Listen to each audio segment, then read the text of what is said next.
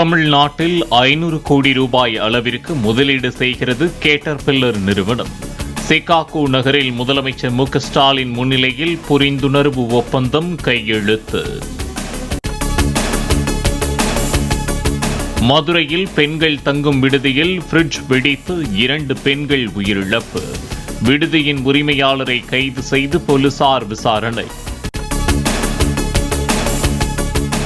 மதுரையில் விசாகா பெண்கள் தங்கும் விடுதியில் குளிர்சாதன பெட்டி வெடித்து ஏற்பட்ட தீ விபத்து சம்பவம்.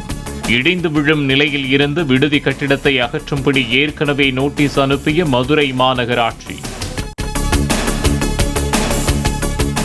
மதுரையில் தீ விபத்து ஏற்பட்ட விசாகா தனியார் பெண்கள் தங்கும் விடுதியில் மாவட்ட ஆட்சியர் சங்கீதா ஆய்வு. உரிய அனுமதியின்றி செயல்படும் விடுதிகளை கண்டறிந்து இந்த வாரத்திற்குள் சீல் வைக்க நடவடிக்கை என பேட்டி. கோயம்புத்தூரில் சுய தொழில் தொடங்கும் வகையில் பெண்களுக்கு இலவச தையல் இயந்திரங்கள். 1500 பயனாளிகளுக்கு தையல் இயந்திரங்களை வழங்கினார் மத்திய நிதியமைச்சர் நிர்மலா சீதாராமன்.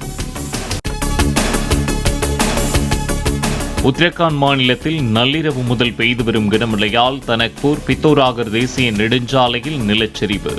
கற்கள் மண் நெடுஞ்சாலையை மூடியுள்ளதால் போக்குவரத்திற்கு தடை. பொங்கல் பண்டிகைக்கான ரயில் டிக்கெட் முன்பதிவு தொடங்கியது.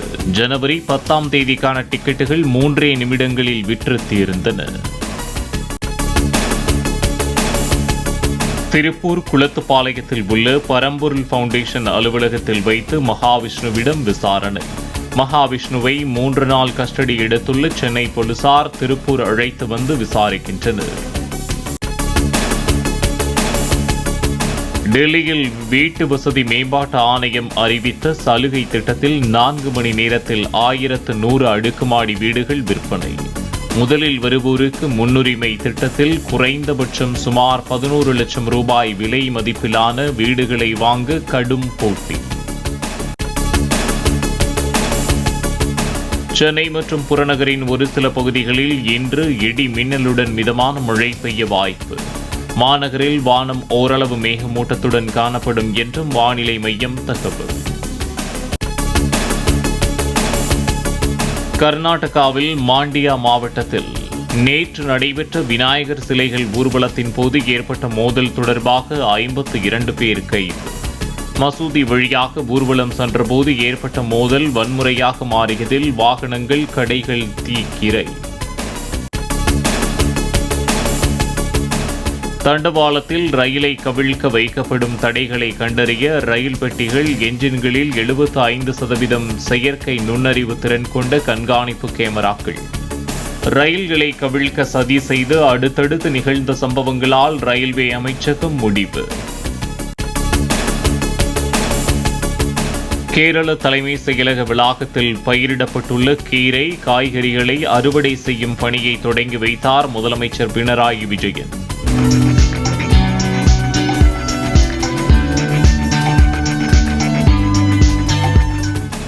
அனைத்து தரப்பு மக்களும் காய்கறி சாகுபடியில் ஈடுபட ஊக்குவிக்கும் திட்டத்தின் கீழ் தலைமை செயலகத்தில் காய்கறிகள் சாகுபடி.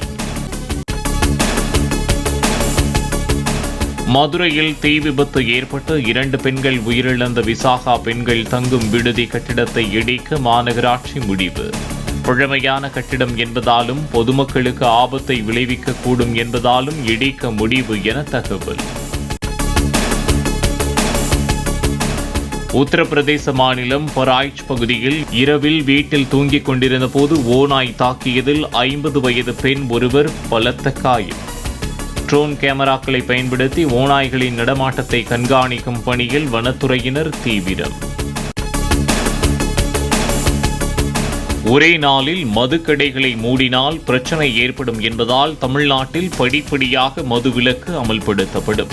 மதுக்கடைகள் செயல்படுவதில் முதல்வருக்கும் எள்ளளவும் விருப்பமில்லை என்றும் அமைச்சர் முத்துசாமி பேட்டி. டாஸ்மாக் கடைகள் தொடர்ந்து நடக்க வேண்டும் என்பதில் எல்லளவும் விருப்பமில்லை. உடனடியாக செய்தால் என்ன நிலைமை வெளியில் ஏற்படும் என்று எல்லோருக்கும் தெரிந்த உண்மை.